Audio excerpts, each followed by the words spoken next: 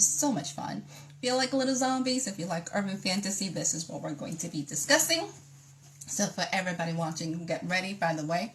Today we're celebrating, cheers everyone, with probably my favorite beverage, which is a Kahlua milkshake. So whatever you're drinking, put it in the comments.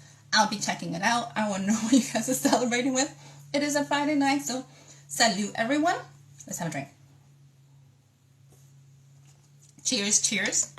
Super delicious. So I might actually finish that. I don't think I finished my wine last time we did it, but I'll definitely finish in my milkshake.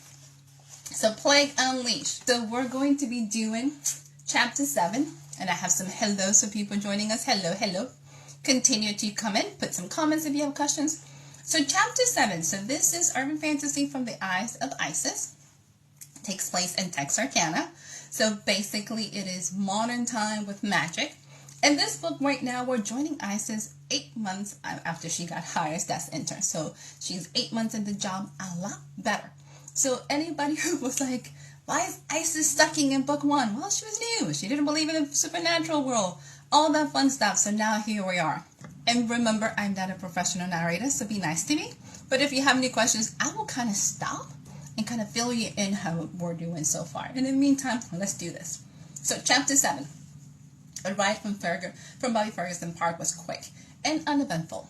We were all lost in thought. Not even Constantine spoke during the whole drive, and he was notorious for his ongoing commentaries. We looked like a funeral procession when we entered the loft. Death was by the glass windows, staring at the first floor, or at least I thought she was. I never considered how far in distance or in time Death was able to penetrate. Those thoughts were too spooky for me to ponder. The odd thing was, she was holding a mug. So let me back up for everyone who is not familiar with what the series is about. The Intern Diaries, which is what Plague is book 2 on, is actually based on the 4 horsemen of the apocalypse. And in this series, the horsemen are, or come to our main characters in the human form. So Death is actually for Isis the form of a woman, beautiful woman. She kind of looks like J-Lo, just giving you guys a heads up. So if you need a picture, think of J-Lo. And she always wears immaculate suits, so just keep that in mind. So let's continue. I hope you don't mind that I finished your coffee, Bob. You had a fabulous blend. I had no idea Bud had his own blend of coffee. I was a tea and hot chocolate drinker, so I never asked. And remember, this is all from Isis' perspective, so you're going to get a whole bunch of her commentary, so bear with me. So let's do this. Not at all, boss lady. I'll make some more. Bob rushed to the fridge to grab his blend. I wasn't sure where Bob kept his coffee in the refrigerator. How bad is it? Constantine was not wasting any time beating around the bush. He jumped on the dining room table and got comfortable. Bartholomew and I looked at each other and then followed suit.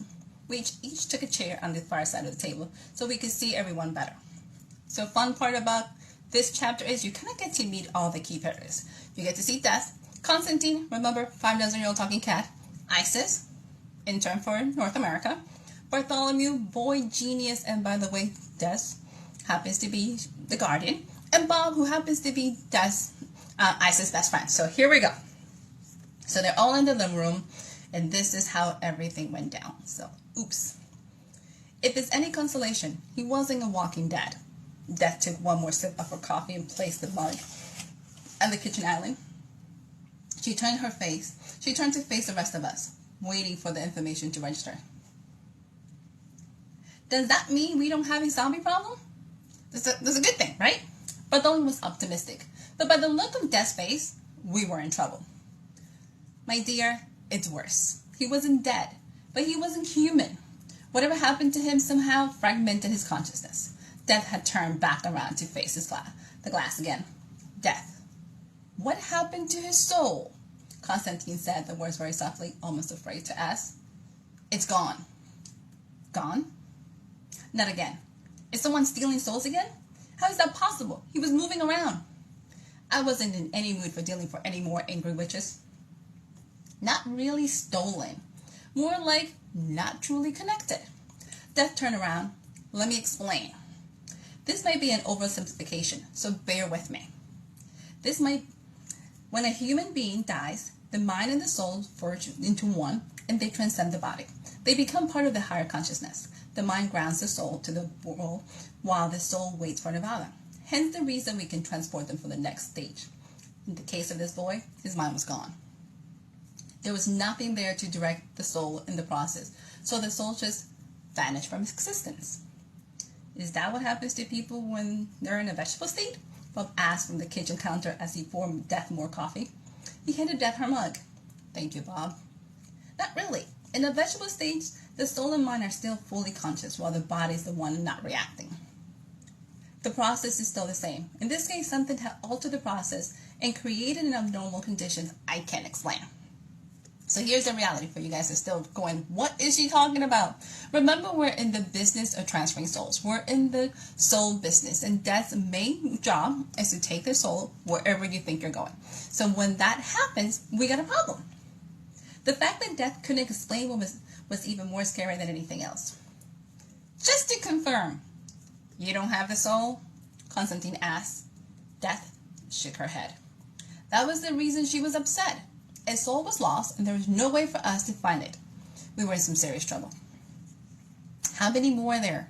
She was looking out the window again as she spoke. He was the third one I seen, but the only one that died.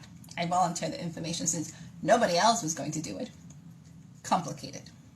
They're vicious and dangerous, but if you kill them, their souls end up in limbo. We need to figure out what caused this and reverse it. In the meantime, we need to find a way to contain the victims and not kill them. Death looked at us expectantly. Unfortunately, Isis, your gifts will not work on this since their conscience is gone. Oh, this was getting better and better. That's all? Really? For a moment, I thought this was going to be hard. You wouldn't happen to know who exactly is causing this by any chance? Constantine was dripping with sarcasm, but apparently Death ignored since she smiled. I can only think of one being capable of causing these results. Bartholomew, dear, do you mind connecting me to my sister, Pestilence, please? Bartholomew jumped from his seat and headed for his command center. Big screen? He asked as he approached the desk. Of course. Nothing small for her. Death answered as she walked behind him. Sister? Death has a sister? I asked Constantine in the most urgent tone I could find while keeping my voice low. Of course. She's the oldest of 4. Duh! Constantine replied like I was supposed to know this. Wait, what? Death has 2 more siblings? I was dumbfounded. When did this happen? Constantine walked over to me and slapped me over the head. Ouch! I yelled, not because it hurt, for the principle of the matter. Thank God his claws were not out. Seriously, girl, aren't you Catholic or something? Doesn't Father Francis have Sunday school classes for adults? He was looking serious.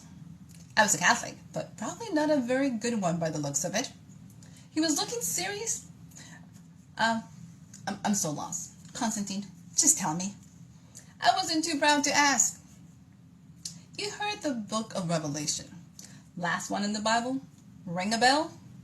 Constantine was looking at me, focused as he spoke, so I just nodded. I was afraid to open my mouth and sound even dumber. That's a blessing. The 4 horsemen of the apocalypse are Death and the rest of the siblings. Oh, God. Is Judgment Day coming? Is this the apocalypse? My voice cracked, and I was on the verge of a panic attack. How did I miss this? If I worked for Death, that meant the other 3 horsemen were also real. I was going to faint. Isis, calm the hell down and shut up. There is no apocalypse happen. That only happens when all 4 horsemen gets together, and this hardly warrants a family reunion. By the way, that piece of information was in your manual. When are you planning to read the darn thing? Quick note, Isis never reads the manual. Just a heads up. Spoiler alert, she never does. Sorry. Back to the book. Constantine had a way of stopping my ramblings, hysterics, with facts. I was going to burn that manual. Well, I wasn't sure how to reply. Yes, spit it out. Constantine did not wait patiently at all. I thought it only covered the French benefits, and Bartholomew explained those. I didn't think you were going to explain world destruction and employees manual. Anyways, what is Pestilence like? I wanted to change the subject as quickly as possible.